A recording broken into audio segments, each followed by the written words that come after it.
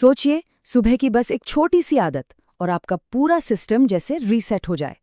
एक ऐसी आदत जो आपके डाइजेशन, मेटाबॉलिज्म और हॉर्मोन्स सबको एक साथ सही रास्ते पर ले आए। आइए आज इसी के पीछे छिपे रहस्य को समझते हैं। पर सवाल तो यही उठता है ना कि क्या सच में बस एक गिलास पानी और कुछ बीज और फैट बर्न होने लगेगा?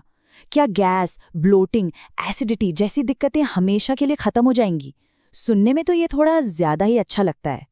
और देखिए, मन में ये ख्याल आना भी लाजमी है कि भाई अगर इतना ही आसान होता तो अब तक सबने कर लिया होता। और ये बात बिल्कुल सही है। जानते हैं, कई लोग ये करते भी हैं, लेकिन सही तरीके से नहीं। और बस यहीं पर सारा फर्क आ जाता है। आज हम इसी सही तरीके की बात करेंगे, सौंफ के पानी के बारे में, जिसे सिर्फ पुराने जमाने में ही नहीं बल्कि आज की साइंस भी मानती है।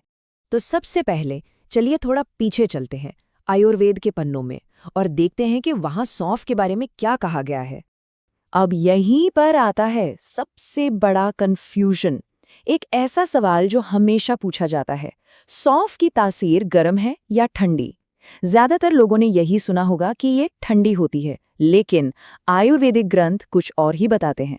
तो चलिए आज इस गुत्थी को हमेशा के लिए सुलझा ही देते हैं। तो चलिए इस राज से पर्दा उठाते हैं। आयुर्वेद के हिसाब से सौंफ की जो असली तासीर है वो उष्ण है, यानी गर्म। जी हाँ, बिल्कुल सही सुना। ये शरीर में जाकर हमारी पाचन की आग को, हमारी जठराग्नि को और तेज करती है। अब आप सोचेंगे फिर हमें ये ठंडी क्यों लगती है? वो इसलिए क्योंकि इसका जो बाहरी असर है ना, वो शरीर को ठंडक पहुंचाता है। और बस यही वो छोटी सी बात है जो ज्यादातर लोगों को पता नहीं होती। और ये सवाल अपने आप में ही जवाब है। खुद सोचिए, अगर कोई चीज ठंडी होगी तो वो शरीर की आग यानी हमारे मेटाबॉलिज्म को कैसे बढ़ाएगी? ये तो लॉजिक के भी खिलाफ है ना? तो अब अगली बार कोई कहे कि सौंफ ठंडी है तो आपको पता है कि असलियत क्या है। तो आयुर्वेद इसे पाचन के लिए एक तरह का सुपरस्टार मानता है।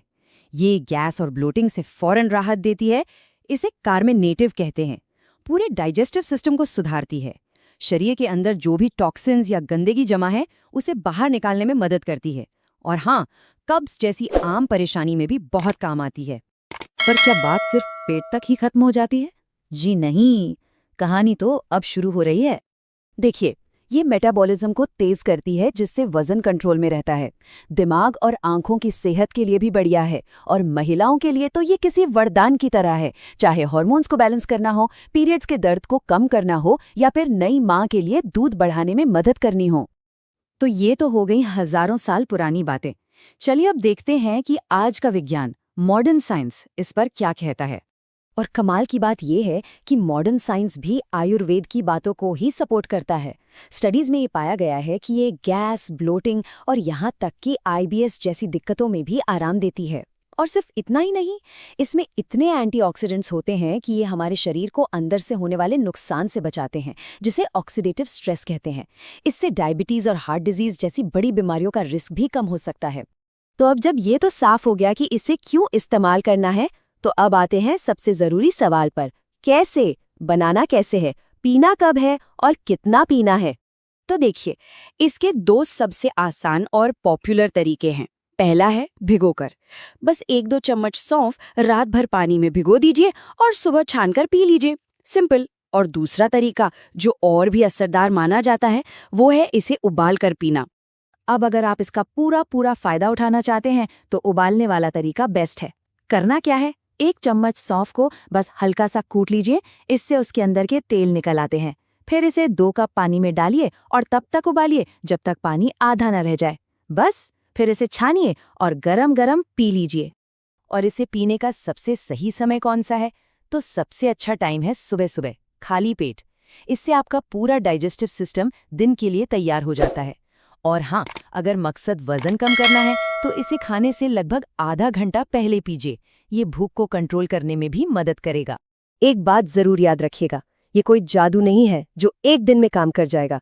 असली फर्क देखने के लिए आपको इसे लगातार इस्तेमाल करना होगा। कम से कम 2 से 3 हफ्ते इसे अपनी आदत बनाकर देखिए। थोड़ा सब्र रखेंगे तो नतीजे जरूर मिलेंगे।